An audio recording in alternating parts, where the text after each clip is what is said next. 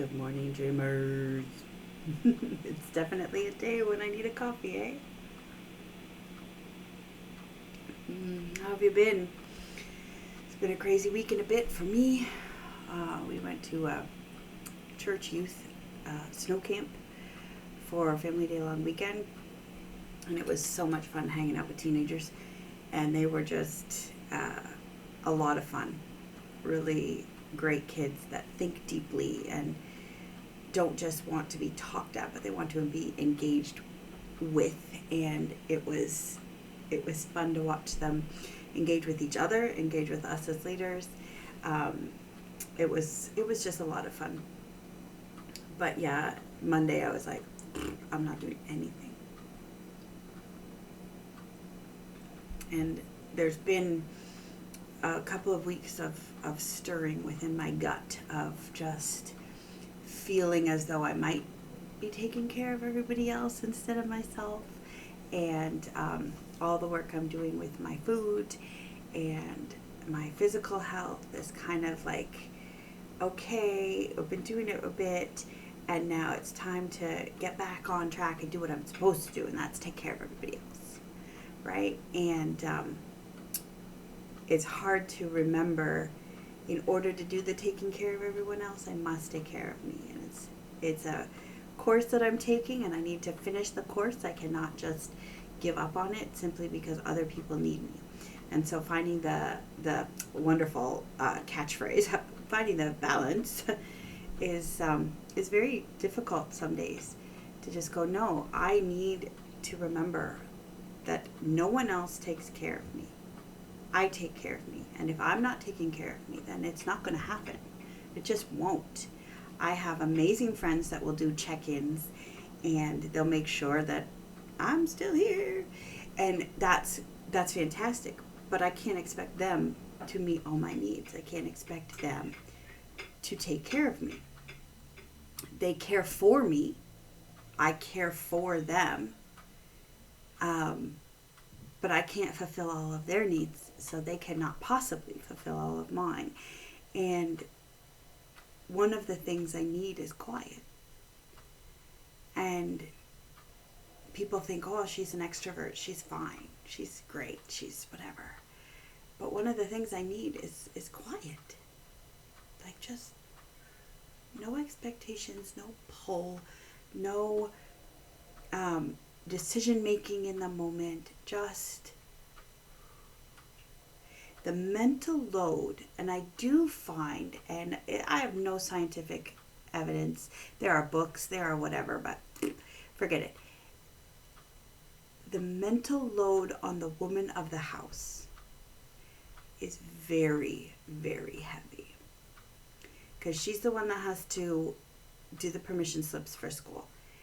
And there's been 2 of those this week. Okay, permission slips, whatever. Oh, guess what? We also have to check in to make sure we know which kid is at which job and what time. And even if older kid is helping, because oh my goodness, having her have her license, get your first kid to get their license right away. It's so helpful. So helpful. And Hannah's got the heart to help. So she does so much. But I still have to know who's going where and when, and in the instruction of get your brother, get over to Wendy's. I have to get those that organization gone, right? Like, and Carl's comings and goings, and his medical, and his appointments, and all, like, there's so much. And then there's, me. Right? And so that pull was happening for the past couple of weeks, and I was like, yes, Monday, I have Monday off. Yes, I'm going to just do nothing. The kids will be sleeping till who knows when, and I'll just be able to be me. I can take myself out for breakfast, which I did with a wonderful friend. It was a lot of fun. But then I can come home and I can just Netflix a day away with shows I want to watch. I don't have to worry about if other people are liking it, or I'm always, and this is not poor me, pat me on the back, oh, poor Marilyn. But my choices last, because the other people in the house don't like my choices, which is fine, because I love my drama. And they like either a comedy or real life or YouTube and that's okay. They're not wrong. None of them are wrong. But it's just very natural for the woman of the house to be, because I'm the last to sit down, so I'm the last to get towards the remote, because I'm the one cleaning up, and I'm the one doing this, and I'm the one puttering, putter, right? Because if I don't putter, I won't sleep well. If I don't get the things done, I won't sleep well. So, anyway, this is not a poor Marilyn. It's just that there was stuff going on, and pull, and so we got some bad news over here, and we got to help this over here, and we've got to look at this over here, and the finances have to be crunched, and so this morning when I woke up, I said, God, I haven't visited my quiet place with you for a while. I have a quiet place in my mind that I go to, and it's a safe place, and it's a place where he really talks to me. I mean, I speak with him in prayer throughout every day. I'm in the Word. I'm listening. But this one mental mind space where we go, and it is our meeting place. Some people have this in an actual physical place, and mine started as a physical place, and then so there is an actual place I can go, but then I built this cathedral, this chapel. It's more of a chapel than a cathedral, but I mentally built it in this plot of land, that the plot of land actually exists, so I can take myself there in my mind and in my imagination. And I built this chapel where I can speak to and hear from God. And what happens is I go in, and Jesus is at the front with the many me's, the mom me, the playful me, the responsible me, the faithful me. Like, all the me's are up front with Jesus, and we're just sitting on our ornate chairs, whatever, right? And in the pews of this church are my emotions. And I want to hear from them. I want to listen to them, and I want to know what they're trying to say to me. And it's the concept that my body is a living sacrifice, and my whole life is God's cathedral and God's chapel, God's church. And I'm giving him all of those things in worship. So all these emotions are there, and today I said, I need to go, don't I? Like, there's something wrong. And so I get into this imaginary place in my mind, and I'm just resting. I'm just laying in my bed, calm.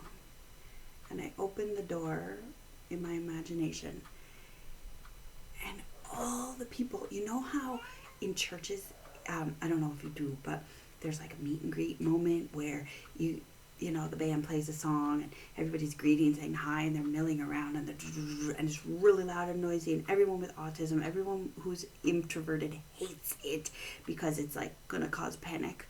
And we talk and we say hello, and it's greeting time, and all my emotions are standing on their feet, and they're moving, and they're talking, and they're not where they're supposed to be, and they're all over the sanctuary of my life. So I don't even know which one is talking, because they're all talking. And something new happened at the front of this sanctuary. Jesus took a pulpit. Jesus never takes a pulpit in this sanctuary.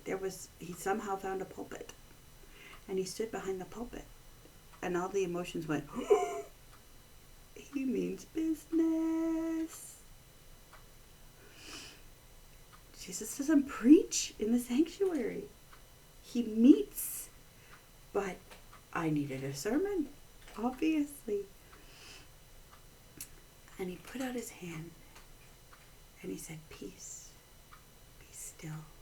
And instantly all the emotions sat down in their pews. They're all mixed up. They're not where they usually sit.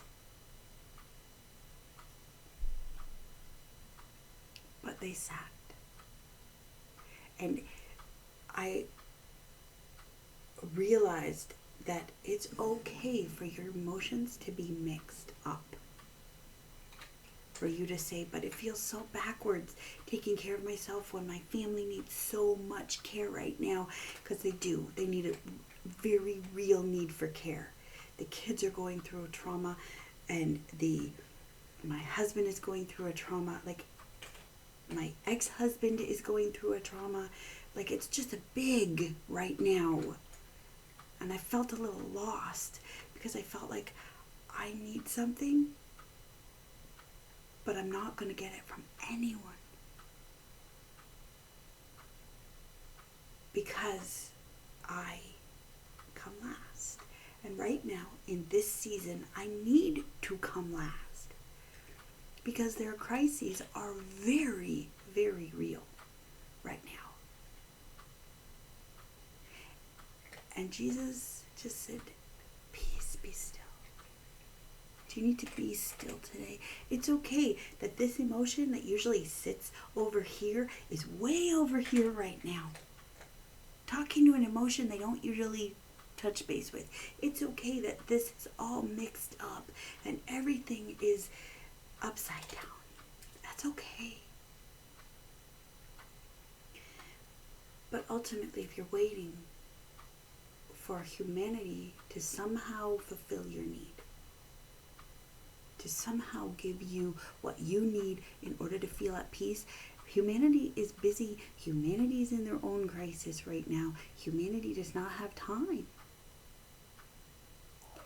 So you need to sit under the teachings of Jesus and be still. And be still. That doesn't mean stop working. Doesn't mean don't go on run errands. It doesn't mean, it means the heart of who you are needs to take a deep breath and be still. The problems might not be solved overnight. In fact, they probably won't be, because let's be honest, they didn't happen overnight. Problems are going to be here tomorrow. There will be new issues tomorrow. And that's why we must learn how to be still in the moment. To be still. To still eat your breakfast. To still take time to chat with your friends over a cup of coffee. That's not selfish. And I think that was ultimately what I was feeling, was the pull of to need something while everyone else needs something else. And big, heavy needs right now. And I just need this little thing over here. I'm so selfish. I'm a horrible person. I'm garbage. I'm refuse because I have a need when everyone else has bigger needs than me. So to focus on this little thing over here, I'm so selfish and I'm so awful. And how could anyone love me? That's the lie. That's the lie right there. This, just because others have a need does not negate your need. And God is big enough to meet them all. Starting with you. For you cannot give to others when you are completely empty.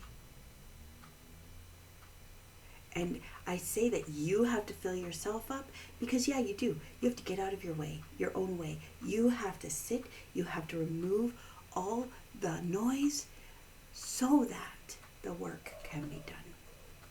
Ultimately, the work is done by Jesus, the Holy Spirit. You can super spiritualize everything. But I have to be willing to be still. It is up to me to allow my Savior to have a pathway to bring me peace. He will not bring me peace when I am spinning like a Tasmanian devil. Peace is there. Peace is ready. But first, be still. Psalm 46 is a pretty amazing place to park if you're wondering where to park today. Anyway, this was a long one because there was a lot going on. And I just want to use my story to try to encourage you. You're going to be okay. But when things are at their worst, things are at their craziest, things are at their most busy, that's when you need to take time and bring it all down so that you can be ministered to by the one who loves you most. Know that I love you. Have some sweet dreams. Bye.